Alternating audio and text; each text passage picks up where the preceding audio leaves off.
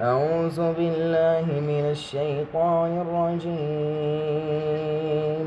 بسم الله الرحمن الرحيم.